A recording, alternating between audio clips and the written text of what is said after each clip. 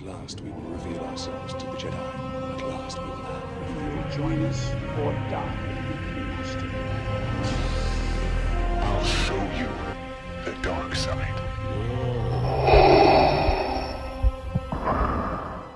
Hey les Geekawan, c'est Salokin, j'espère que vous allez bien. On se retrouve cette semaine pour parler ensemble de l'épisode 121 de Dragon Ball Super. On retrouve donc Goku et ses amis contre le dernier combattant de l'univers 3. Donc lors du dernier épisode, on avait donc fini l'épisode avec un Gohan qui mettait dehors donc la fusion de tous les robots de l'univers 3. Et on supposait que les robots étaient donc vaincus et qu'il ne restait que le professeur. Donc le professeur avec son bâton, donc celui qu'on voit là. On comprend donc que les guerriers n'étaient pas hors jeu et que le professeur a donc la capacité de fusionner ou de s'assimiler avec eux. Et il va donc faire ça et ressembler à un gros monstre géant, vraiment avec une énorme puissance. La fusion du personnage et la transformation du personnage d'ailleurs est vraiment magnifique.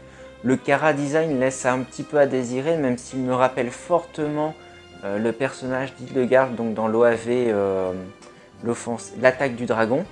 Voilà, donc où on retrouve Tapion. Voilà, donc d'ailleurs toutes les attaques de l'épisode de ce monstre au final me rappellera énormément Hildegard.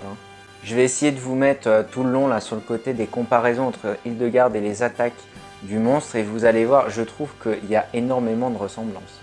Le monstre se met donc à l'attaque et se met à faire une attaque générale en essayant de balayer un petit peu tout le monde. On voit un petit peu tous les protagonistes qui restent encore sur l'arène. Donc suite à l'attaque, C17 et C18 vont se rattraper du trio donc Goku, Gohan et Vegeta. Le monstre va tout de suite les attaquer avec une vitesse vraiment surprenante. Ils vont donc se mettre à l'attaquer tous les 5 ensemble, mais vont très vite aussi se faire avoir. Encore une fois, C17 va tout de suite comprendre de quoi il en retourne. Le mec va direct comprendre que c'est pas le ki qui ressent parce que voilà, C17 et C18 ne dégagent pas de ki. Donc il comprend tout de suite que le monstre a une sorte de don similaire à certains animaux. Le monstre ensuite continue et contre-attaque avec encore une nouvelle attaque, donc avec les coups de poing qui partent comme ça là dans le vide et en mode téléportation. Donc ça rappelle encore Hildegard et ça a fait également penser à Janemba. Je vais essayer de vous montrer des extraits si j'arrive normalement à en choper. Vous allez voir, les attaques sont vraiment similaires. Et donc le monstre attaque et de façon très rapide et on voit qu'ils se font très vite prendre par surprise et le monstre a très vite le dessus. Et Goku manque de se faire éjecté de l'arène et est sauvé de façon in extremis par qui? Par Monsieur Frieza. Donc Frieza qui, suite à ce secours inopiné de Goku, va donc se mettre à aider les 5 autres de l'univers 7. Donc ils vont tous se mettre contre le monstre. Le monstre de l'univers 3 va ensuite encore contre-attaquer et refaire une grosse attaque générale, donc encore une nouvelle attaque générale. Donc on voit la boule de Kikoa, donc voilà, qui la lance et qui se multiplie vraiment vers tous les combattants de l'univers. On voit qu'ils sont tous encore surpassés par la puissance de l'attaque.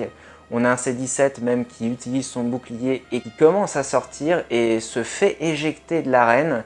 Et est sauvé par C18. Donc franchement, tout l'épisode est un petit peu rempli de rebondissements, même si on sait pertinemment que Goku n'allait pas sortir. C17, par contre, je me suis posé la question quelques secondes, je me suis dit, ah merde, ils vont faire sortir C17. Et en fait, non, c'est bien C18 qui sort. Donc comme je l'avais dit dans ma précédente review donc de l'épisode 120, c'était bien C18 qui allait sortir parce que bon, on se rendait vite compte qu'elle ne servait plus à rien en termes de scénario, que tout était passé et c'était logique qu'elle sauve C17 qui est largement au-dessus du lot, qui est largement déjà au-dessus d'elle au niveau puissance et qui démontre que c'est un énorme tacticien dans le tournoi. Donc elle le sauve, donc superbe sortie du personnage, franchement j'ai adoré. Enfin, j'attendais vraiment une sortie limite de merde, hein, faut l'avouer. Et la sortie est superbe. Et au final, C17 comprend que maintenant, il peut plus merder, hein, parce que sa sœur s'est sacrifiée pour lui. Donc, faut vraiment qu'il mette encore plus le paquet, même si depuis le début, je trouve que c'est lui qui met plus le paquet après Goku. Donc, il ne reste plus que notre top 5 de l'univers 6, donc avec C17, Frieza, Gohan, Goku et Vegeta. Donc là, on a vraiment 5 énormes combattants. Donc C17, on ne sait pas trop non plus, mais ça semble être le moins fort quand même. Gohan, j'attends vraiment de savoir où ils veulent en venir parce que franchement, j'ai pas vu un énorme combat de lui pour l'instant, hein. Je m'excuse, mais là, je le trouve vraiment nul. On a lancé comme grand tacticien de l'univers 7, limite comme capitaine. Au final, pour l'instant, le tacticien de l'univers 7, c'est quand même C17, hein. On a Goku, donc Goku qui, je pense, va faire le combat final contre Jiren, Vegeta et Frieza, donc qui ont quand même, je pense, à peu près la même puissance. Et donc, pour revenir sur l'épisode, on a le monstre qui fait une dernière transformation, donc là, qui me ferait encore plus penser à Hildegard, donc avec les ailes qui ressortent. Voilà, donc la transformation ultime, c'est encore une paire d'ailes, voilà, qui fait vraiment penser à Hildegard, hein. Je maintiens. Et je sens qu'ils se sont énormément inspirés du monstre, hein. Et on a une superbe image de nos 5 combattants restants là, qui se mettent pleine puissance, donc avec toutes les transformations ultimes. Donc Gohan ultime, c'est 17 qui met plein pot avec son aura blanche. Frieza qui se transforme en Golden Frieza. Goku et Vegeta en Blue. Franchement, c'est une superbe image. Et on sent que là ça va chier, là ça va envoyer le pâté. Et donc le monstre envoie une énorme vague Kikoa là, avec sa bouche, ou enfin pas vraiment sa bouche, mais on sent voilà, que c'est vraiment une grosse vague Kikoa qui met toute sa puissance. Et donc tous nos combattants lancent leur plus grosse vague Kikoa et en forme qu'une pour contrer la grosse attaque du monstre. Et au final, on sent qu'ils sont en difficulté et qu'ils n'arrivent pas à repousser la vague d'énergie. Donc franchement, du coup, on se dit quand même que le monstre est vraiment cheaté en termes de puissance. Et encore une fois, qui c'est qui sauve la mise à tout le monde? C'est 17. C'est 17 qui réfléchit encore une fois, hein. Le seul qui a quand même un semblant d'intelligence et qui, du coup, relâche sa vague Kikoa, laisse les autres maintenir à distance la boule d'énergie et met son bouclier, traverse la vague Kikoa et se lance et tape en plein dans le front le gros cristal du monstre. Et lui, en fait, a compris que c'était le centre d'énergie du monstre. Et donc, sans ça, c'était fini. Et en gros, il l'explose. Donc, en se faisant mal aussi, on voit qu'il se sacrifie un petit peu quand même, qu'il mange un peu. Et au final, voilà, les autres terminent leur attaque et éjectent complètement le monstre. Donc l'univers 3 est finalement vaincu et j'ai adoré le petit passage lors de la destruction de l'univers 3 où on se rend compte que le dieu de la destruction justement est en fait une petite créature donc qui vit à l'intérieur du faux robot, parce qu'en fait le robot n'est qu'une machine au final. C'est pas le dieu de la destruction, en final n'est pas un vrai robot. Et on voit que l'ange fait la petite remarque, ah bah tiens, il s'est montré finalement. Et donc il y avait que lui qui le savait. Et je trouvais le petit passage juste avant la destruction assez sympa. Et en fait, on se rend compte que l'univers 3 était pas si méchant que ça et qu'il luttait comme notre univers vraiment pour survivre. Et on a finalement donc notre petit face-à-face avant la fin de l'épisode entre nos 5 guerriers restants, donc Goku, Gohan, Vegeta, Frieza et C17 contre Toppo, Dispo et Jiren. Donc on sait que le prochain épisode et les prochains épisodes seront contre l'univers 11, donc on s'y attendait, hein, que ça serait vraiment terminé contre eux. Je m'attendais pas honnêtement à ce que Dispo reste jusqu'ici dans l'univers 11, ni que certains personnages restent encore dans notre univers. Enfin, je m'attendais pas à ce qu'on soit encore 5 contre eux.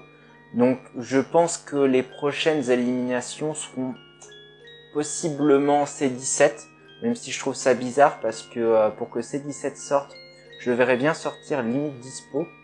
Mais à ce que j'ai compris, Dispo va se battre contre Frieza. Donc à voir ce qu'il nous réserve. Et en tout cas, avant de parler de la preview de l'épisode 122, je vais en parler un petit peu. Je voulais revenir sur l'épisode donc que j'ai trouvé très beau. Graphiquement, visuellement, l'animation des combats était magnifique. Je trouve même que le chara-design du gros monstre et tout était super bien imaginé. Bon, même s'il est pas très très beau, au final, le rendu est pas si beau que ça, mais je trouve qu'au niveau des attaques et tout, c'était recherché. Et ça, j'aime beaucoup. Il y avait des OST aussi qui dynamisaient beaucoup l'épisode. Mais du coup, c'est encore dommage de se dire que voilà, on a eu un épisode précédent qui était très moyen visuellement, même si le scénario tenait la route. Et là, on a un épisode qui tape vraiment très haut au niveau visuel. Donc c'est dommage, encore une fois, de faire du haut bas tout le long au niveau des performances des épisodes. On va passer rapidement sur l'épisode 122. Donc voilà, donc combat qui sera principalement contre Jiren, si on voit bien sur la preview. On se rend compte que Goku et Vegeta se battent au tout début. Et au final, ça va être Vegeta qui va être au devant de la scène, entre guillemets, contre Jiren. Donc j'espère qu'ils ne vont pas nous faire sortir Vegeta à l'épisode suivant. Parce qu'il n'y a vraiment eu aucun épisode de mise en avant sur le personnage de Vegeta. Et j'espère qu'ils vont pas nous faire un gros épisode sur lui contre Jiren où on va se dire oh putain il a super bien combattu, mais qu'il se fasse sortir en un épisode. Parce que franchement là ça serait vraiment pas respectueux au niveau du personnage qu'on n'a vraiment pas vu encore depuis le début de l'arc du tournoi, je trouve. Il s'est pas démarqué. Autant C17 s'est démarqué pour l'instant, Frieza ne s'est pas démarqué non plus, Gohan non plus. Franchement j'attends. Gohan pour l'instant j'ai vraiment rien vu de spécial et qui m'a vraiment mis la hype. Donc j'attends de voir ce qu'ils vont nous proposer. Apparemment Vegeta va mettre un petit peu en difficulté Jiren, donc pourquoi pas un Vegeta qu'on met tout le temps en grand tacticien et grand génie du combat, qui trouverait en fait la faille sur Jiren. Parce que Jiren depuis le début en fait aurait pu éjecter tout le monde. Mais on voit qu'il reprend beaucoup de méditation, donc pourquoi pas en fait qu'il a un temps très limité de combat et qu'en fait il est obligé de reméditer pour se reconcentrer et se régénérer de sa puissance. Pourquoi pas? C'est une théorie entre guillemets. Donc à voir sur les prochains épisodes. En tout cas, j'espère que cette review vous aura plu. Donc avant de se quitter, je vous souhaite de très bonnes fêtes de fin d'année. Du coup, on se retrouve pour la review de l'épisode qui sortira le 7 janvier. Moi, je vous dis à la prochaine. Tchuss!